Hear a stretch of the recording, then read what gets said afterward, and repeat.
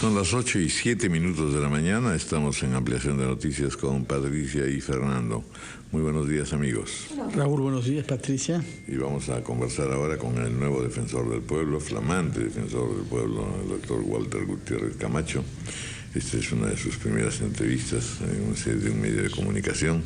Estuvo el día de ayer ya conversando en su oficina con Carlos Villarreal, nuestro reportero, y sostuvo ya algunas ideas fundamentales. Ha sido elegido por el Pleno del Congreso con amplia mayoría, 94 votos, 27 en contra, 6 abstenciones. Hoy a las 5 juramenta ante la Presidenta del Congreso de la República, Luz Salgado. Muy buenos días, gracias por estar con nosotros, doctor, y por supuesto felicitaciones por esta nominación honorable. Gracias, Raúl, Fernando, Patricia, buenos días.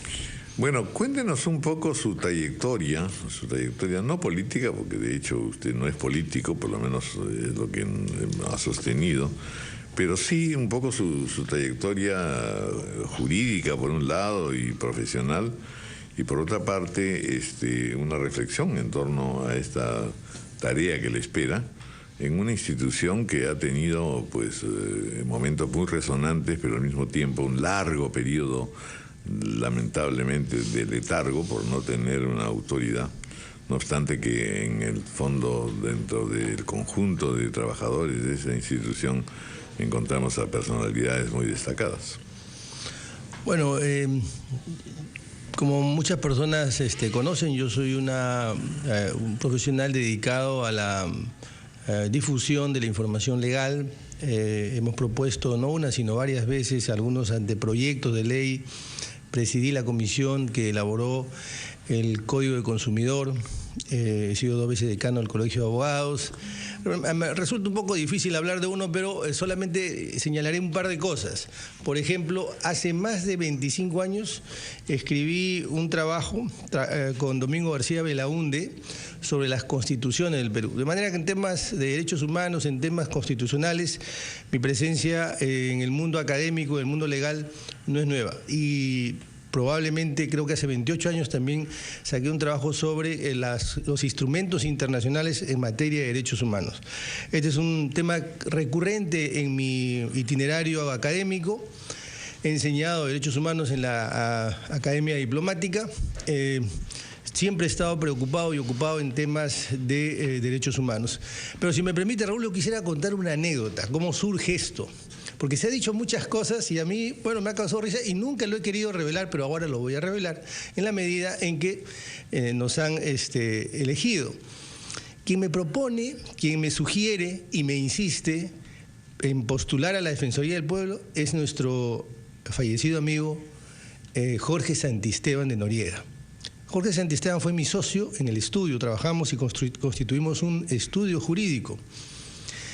Y en ese contexto, yo era decano del Colegio de Abogados y Jorge dejaba ya la defensoría y me dijo, tú puedes ser defensor, me dijo. Y yo me resistí. Y él le pidió una cita a Raúl Castro y nos reunimos los tres. Él era congresista en ese momento.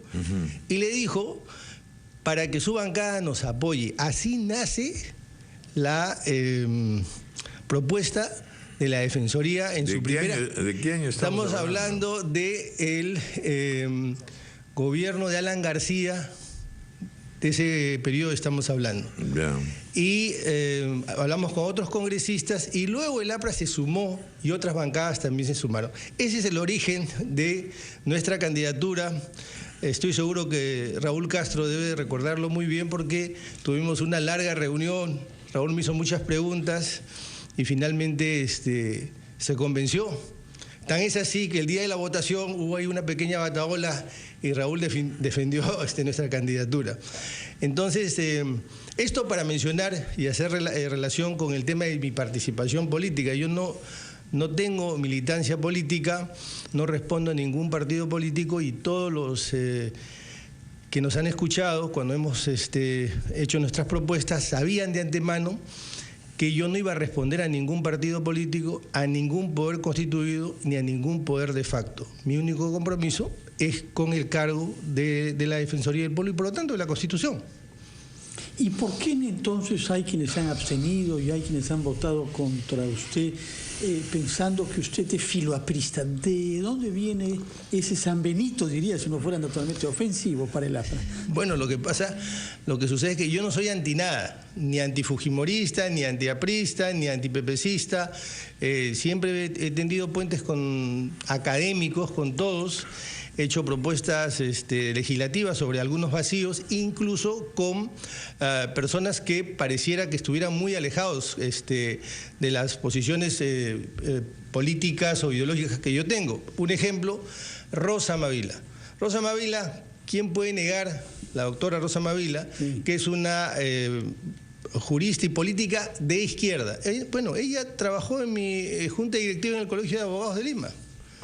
Y en ese momento, curiosamente, algunos amigos me decían, lo que pasa es que tú eres un caviar encubierto, me decían en tono de broma. Entonces, en el Perú siempre suceden estas cosas. Cuando uno apoya determinadas propuestas, como he visto que un medio me ha sacado, que al impulsar el Código Consumidor, yo promuevo ideas estatistas, intervencionistas, dirigistas.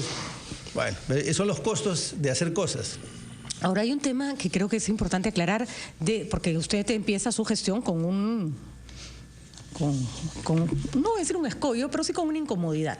Pero Pablo Kuczynski pidió a su bancada que apoyara su candidatura y hay un grupo importante de congresistas que se abstuvieron. De acuerdo con lo que ha trascendido, se abstienen porque consideran que su perfil no es de un apoyo claro a los derechos humanos y que más bien en sus declaraciones, en las que se han podido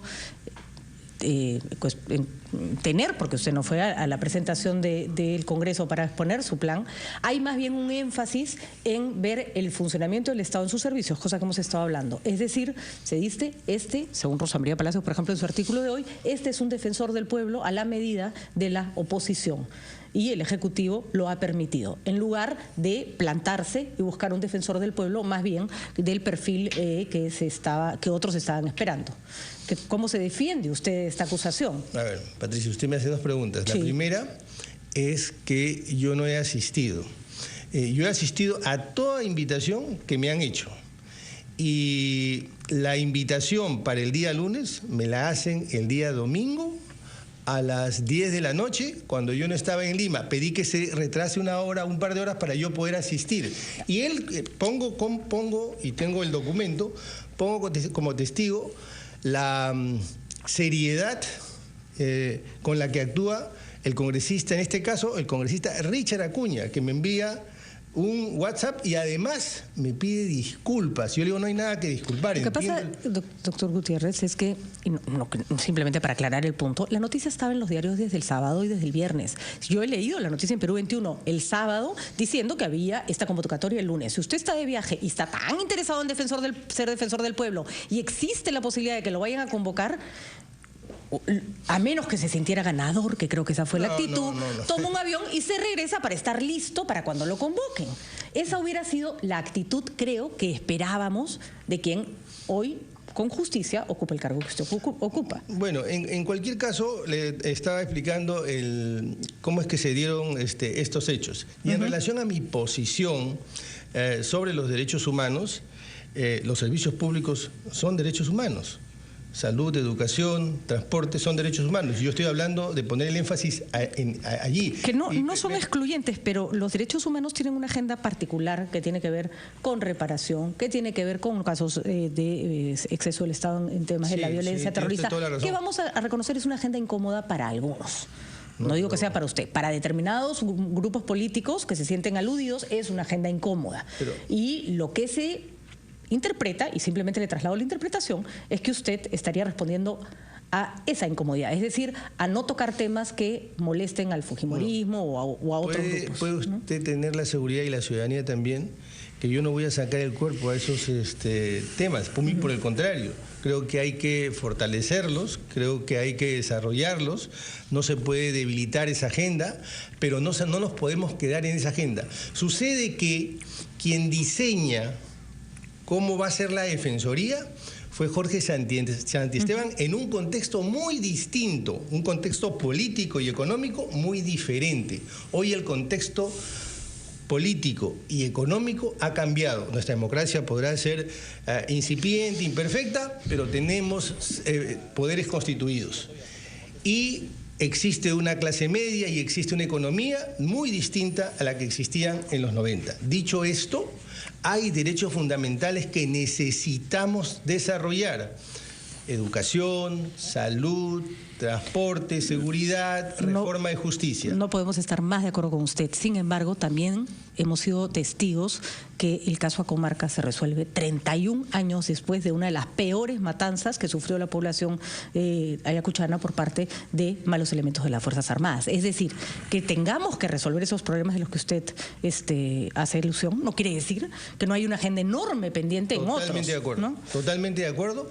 Y ambas preocupaciones se compaginan. ¿Sabes por qué? Porque si el sistema de justicia no funciona, vamos a esperar 30 y tantos años. ¿Qué les diría usted a los congresistas del gobierno que no votaron por usted?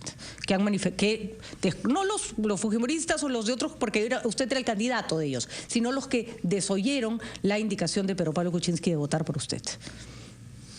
Bueno, yo saludo a todos los congresistas que han participado, respeto su opinión, su punto de vista, pero tengan la seguridad que mi agenda, la agenda de la institución y mi conducta va a satisfacer las preocupaciones que ellos han tenido, van a despejar esas preocupaciones.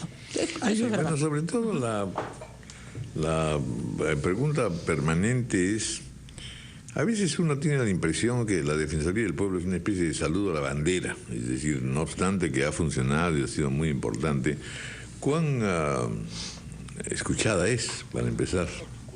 ¿Cuán pertinente es, y sobre todo porque efectivamente sus decisiones y sus opiniones no son vinculantes? Está en los linderos de la política, pero sobre todo en los linderos de representar a la opinión pública en una alta proporción, que es lo que de alguna manera seguramente le vamos a reclamar en el futuro. ¿Qué piensa usted? Raúl, el Estado y todas las instituciones que se han construido, hemos inventado, hemos diseñado, tienen una razón de ser: que los derechos humanos se cumplan: salud, educación, la proyección de vida de los jóvenes, la atención a las personas mayores, los niños.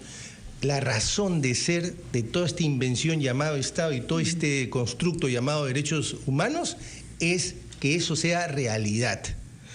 La pregunta que me hago es: ¿los derechos humanos son vinculantes? Claro que son vinculantes. Son instrumentos, la Constitución y todos los instrumentos que conforman los derechos humanos son vinculantes. Jorge Santiesteban... No, vinculantes son inherentes, ¿no? O sea, uno los tiene que respetar sí pero o sí. Son vinculantes, son normas, Patricia. De acuerdo. Son normas sí, que se tienen que respetar. Son vinculantes. Ahora bien, los informes de la Defensoría no son vinculantes, pero tampoco son papel mojado en tinta que un funcionario puede ponerlo en el cajón. Que a veces en esa medida... Pareciera, digamos, que son, como diría yo, llamados de atención, de buena conducta, que en el fondo siempre nosotros formulamos: pórtate bonito, haz esto, haz lo otro. Es decir, tiene una especie de carácter medio simbólico e inefectivo. Hacer un anuncio respecto justamente de este concepto de el carácter no vinculante de los informes, las recomendaciones de la Defensoría. En México, igual que aquí, no son vinculantes, porque esos informes no son actos jurisdiccionales, no somos poder judicial, pero allí se ha modificado la norma y siguen siendo no vinculantes, pero si un funcionario no va a seguir las recomendaciones, tiene que explicar públicamente por qué se aparta de ese informe. Pero sí y puede... además, redondeo la idea, y además se arriesga a que el Congreso o algún otro órgano del Estado lo llame para que explique por qué no es vinculante. Tal vez podemos dar este paso, no se necesita reforma constitucional, y esto empoderaría más a la Defensoría del Pueblo y a sus informes. A ver, corríjame si me equivoco, doctor Gutiérrez, pero sí puede tomar acciones con ciertos fines de defensa del ciudadano. ¿No fue la Defensoría quien le dijo al gobierno del señor Ollantumala que el servicio militar discriminatorio no podía seguir adelante y interpuso una queja frente al Tribunal Constitucional? Sí, claro. ¿No? O sea, sí puede hacer cosas, ¿no? Claro, acciones de inconstitucionalidad, acciones populares, desde luego que sí. Sí, pero estamos hablando ya de activar el sistema de justicia. Ahora, Raúl se refería a los informes que... Más que de activar el sistema de justicia, lo que me interesa es saber si en efecto la Defensoría del Pueblo es defensora del pueblo. O sea, en esta relación política lo más importante es en realidad destacar puntos de vista de la ciudadanía con respecto al poder, que normalmente se equivoca, que normalmente se excede, que normalmente no responde a aquello que prometió hacer. Es decir, estamos en un país en el que las autoridades en general no funcionan sino en el periodo preelectoral, en donde prometen todo y luego la ejecución y realización de las cosas no funcionan convenientemente. Y entonces, ¿quién opina al respecto? Aparte de los periodistas y los políticos y los tribunos, ¿quién opina en defensa de la Defensoría del Pueblo? La gran fortaleza de la Defensoría es que puede visibilizar aquellos problemas que existen en la administración pública, en los servicios públicos, o toda esta agenda a la que hace referencia Patricia. Esa es una de las grandes ventajas de la Defensoría. Por ejemplo, educación es un servicio público que está en manos del Estado, pero también está en manos de particulares. Nada impide que la Defensoría haga un informe estableciendo qué colegios cumplen o no con los estándares mínimos, básicos de educación, porque todos los padres de familias queremos que nuestros hijos vayan al colegio, al mejor colegio que nuestra economía puede solventar, pero no es posible que en muchos colegios la educación sea una verdadera estafa. Muy bien. Entonces, tranquilamente, la Defensoría puede hacer pública estas cosas. Una pregunta muy puntual. 50 millones de soles es el presupuesto anual de la 55. Sí. Defensoría, calculábamos con el doctor Vega, a 30 millones de peruanos, eso da una inversión de 2 soles por peruano del Estado para ser defendido de los abusos. Ese presupuesto es realmente una miseria. Desde luego es un presupuesto muy exiguo, si usted lo compara con presupuestos de otras dependencias que tienen, bueno, no voy a decir menos relevancia, pero una función... Que no están tan al lado del ciudadano, por decirlo de alguna manera, ¿no? Correcto, y en consecuencia sí, la Defensoría tiene que ser eficiente y evidentemente hay que ampliar el presupuesto de la Defensoría. Bueno, muy bien, doctor Walter Gutiérrez, muchas gracias por haber estado con nosotros y la mejor de las suertes, claro que sí. Muy buenos días. Mucho éxito en su gestión. 8:24. Hacemos una pausa.